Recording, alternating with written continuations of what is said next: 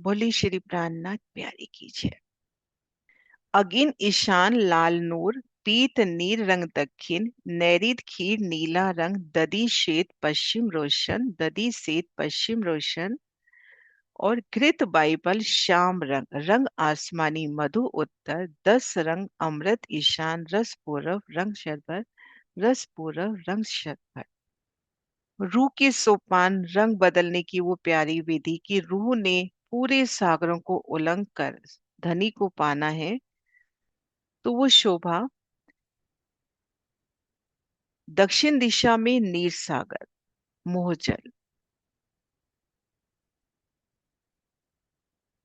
ईशान कोने में रस सागर परातम, परातम तन हो गया ना, यानी पूर्ण पहचान का सागर।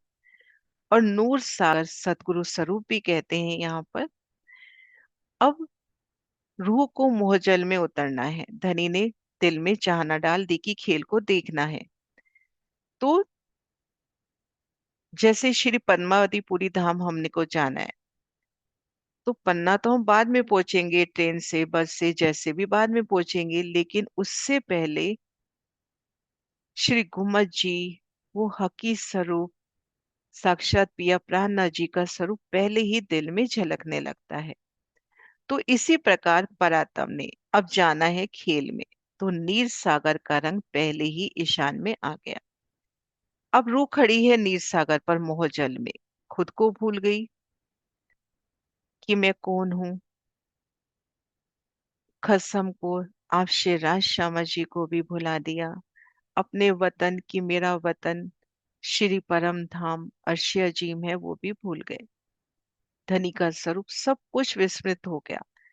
अब नूर सागर श्री रजी की शोभा का सागर ने सतगुरु स्वरूप बनकर ये विचार किया कि रूहों को जगाना तो जरूर है, वापस लेके आना है। अब सतगुरु स्वरूप ने मोहजल में उतरना है, तो नीर सागर का रंग नूर सागर में भी आ गया, क्योंकि नूर सागर सतगुरु स्वरूप ने मोहजल में जाना है रूहों को जगाने के वास्ते। तो जाने से पहले ही वो अक्ष जैसे आ जाता है, तो मोहजल पहले यहाँ पर आ गया। तो नीर सागर का रंग नूर सागर में और रस सागर में फुरमाया। अब रूह खड़ी है यहाँ पर, परातम उतर के आ गई खेल में कि हम खड़े हैं मोहजल में, रूहों के एक तनी के नीर सागर में खड़े हैं, रूहों के एक तनी के सागर में। नीर सागर को मोहजल भी कहा गया, रूहों की एक तनी, रूहों की शोभा का सागर भी। अब एक तनी में खड़े हैं।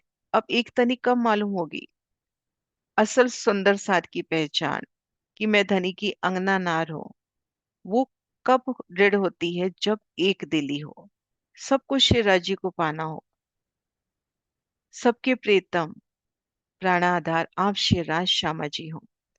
तो वो एक दिली रूह एक दिली की ओर बढ़ती है, तो एक दिली पहले नीर सागर में ही आ जाती है, यानी एक दिली का रंग नीर सागर में आ गया।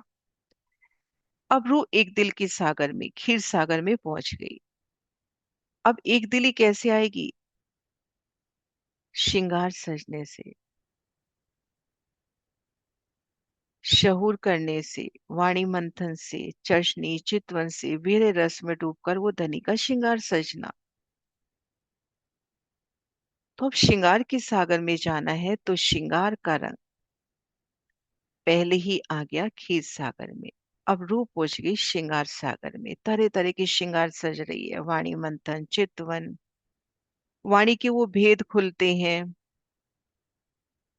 शिरा जी के स्वरूप श्रृंगार की समझ। तो दिल में चाहना ना कि मैं अपने संगी साथ को भी, अपनी रूह को भी, अपनी धाम की सखी को भी वो शोभा बताऊं। हर रूह चाहती है ना कि मैं दूसरे को अपने से अधिक श्रृंगार सजाऊं। अब यहाँ पे विचार करते हैं कि अब सतगुरु स्वरूप तो चाहिए ही चाहिए ना, कि अगर रजी को पाना है तो बिना किसी के सहारे के संभव नहीं है। तो दधी सागर से कहाँ जाना है? नूर सागर में सतगुरु स्वरूप के पास जाना है ना, तो नूर सागर का सफेद रंग आ गया दधी सागर में। अब रू नूर सागर में, यानी सतगुरु स्वरूप के चरणों में, और धनी चरणों में, सतगुरु स्वरूप के चरणों में अर्जी कि मुझे इश्क दीजिए, मुझे धनी से मिलना है। धनी के स्वरूप का दीदार करना है, 25 पक्षों में उनके साथ विहार करना है। तो सदगुरु स्वरूप ने आपको इश्क दिया, आप पहुंच गए इश्क के सागर में। अब इश्क के सागर में आकर दिल में चाहना तो यही है ना कि मुझे धनी का स्वरूप दिखे, मैं धनी के नख से सिक तक के उन स्वरूप का दीदार करूं, धनी से मीठी बातें करूं, माणिक पहाड़ के उन हिंडोलों में धनी संग झूलूं, पश्चिम की चौगान में असवारी करूं। तो अपने आप ही दिल में ही उपजता है ना कि ये तभी संभव है जब हम इलम की गहराइयों में आएंगे। तो इश्क सागर ने आपको इलम सागर में पहुंचा दिया। तो इलम सागर में, मधु सागर में घृत सागर का आसमानी रंग पहुंच गया। अब जब इलम की गहराइयों में उतरे तो इश्क और प्रगाढ़ हुआ। इलम ने आपको इश्क दिया।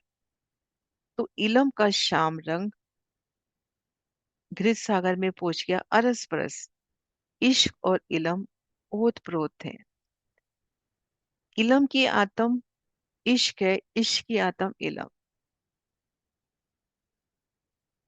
इश्क हम कहें बिना इलम के आ जाए नहीं आएगा, उसके लिए इलम जरूरी है। और इलम है तो इश्क अवश्य है। इश्क और इलम अरस परस। अब जब इश्क और इलम की इन अवस्था में रूह काफी टाइम तक रहती है। जब ये दृढ़ता आ गई, इलम दृढ़ हो गया, तो ये दृढ़ता आ जाती है ना कि मैं कौन हूं, कि मैं धनी चरणों तले मूल मिलावे में बैठी हूँ। मेरा नूरी तन है, नूरी स्वरूप है, धाम धनी की अंगना नारो। मेरा असल तन तो शिवराज जी के चरणों तले बैठा है। तो परातम अवस्था की पहचान, तो रस सागर में पहुंच गए।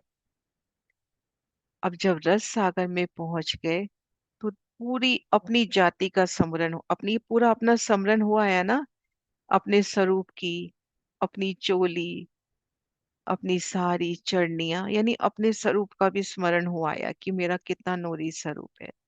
शिवराज श्यामा जी, उनके नूरी स्वरूप आपकी आंखों में, आपकी कहते हैं ना, हृदय में झलकने लगे। परम धाम 25 पक्षों में आप रमन करने लगे। तो जब ये हुआ, तब आप सर्वरस सागर में धनी के चरणों में मूल मिलावे में उठ बैठे, अपने श्री राज श्यामा जी के चरणों तले। तो इस प्रकार से ये एक विधि का वर्णन हुआ। सदगुरु महाराज श्री जी कह रहे हैं कि एक विधि का निरूपण है, विस्तार तो बहुत है, परंतु विस्तार भय के कारण बहुत संक्षेप में वर्णन किया है।